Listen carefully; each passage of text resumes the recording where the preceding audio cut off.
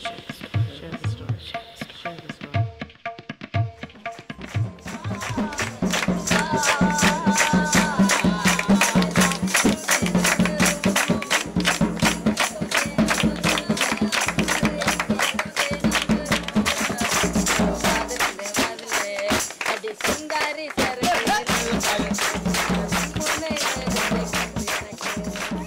This project is mainly focused in the north and east and the estate sector of the country, where there is a lot of gender-based violence and sexual violence against women are occurring. And this technique of empowering women is the forum theatre, we call it. It's a street drama using the youth in these respective areas to educate women as well as men on women's rights, why it is important to prevent and eradicate violence against women.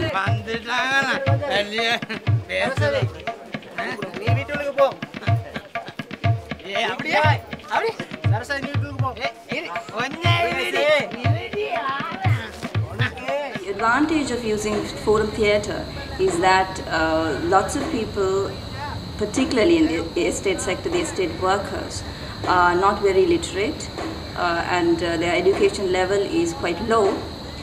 So being a performing art, the street drama has been effective.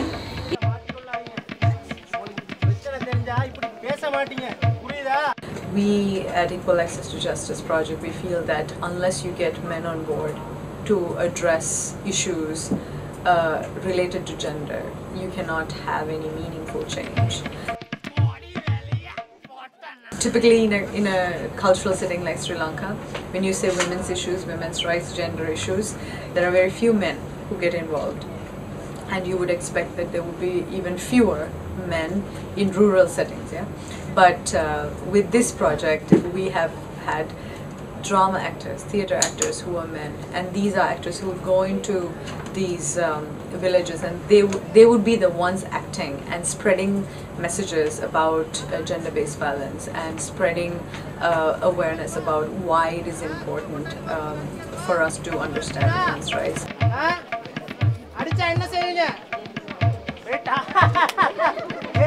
When it comes from a man, it's a complete, it's a different picture for anybody who's watching. We, as Equal Access to Justice, we deal with legal empowerment, legal awareness, legal literacy, which goes together with kind of, conceptual change, attitudinal change, and also education, right? But there are other UN volunteers working in other types of development areas in these fields that those people are able to help us out on the field in terms of recruiting other people into our programs or putting together a workshop in their village and so on and so forth.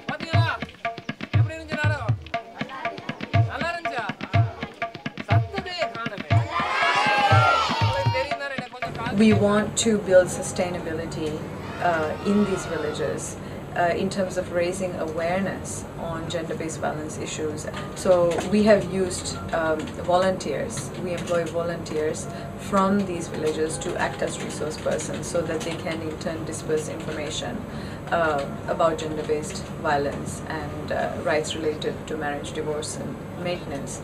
The people from the village listen to their own people more than they listen to anybody coming from outside and telling them what to do.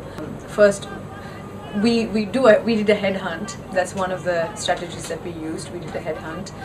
Well-respected people in the village, young, enthusiastic, energetic individuals who have a passion for addressing social issues. And the second thing that we did was we used local, national volunteer networks such as Sarvodaya to go into these communities and at the grassroots level to recruit these individuals into our program. Or if a woman does something wrong, we say, okay, he's just a woman, that's just the way they are. We create these differences, right? We gave them an extensive, it's an intense training, a 5-day training program of the issues that we're trying to address as well as what their role is as a volunteer, as a resource person for their own community. We thought it was going to be very difficult to recruit people to volunteer for their own villages, but really it has not been so. UN volunteers as well as local networks such as Sarvodaya, they've helped us immensely. We are starting to get a lot of good, enthusiastic, energetic individuals who are passionate about these issues, who are willing to go back to their villages.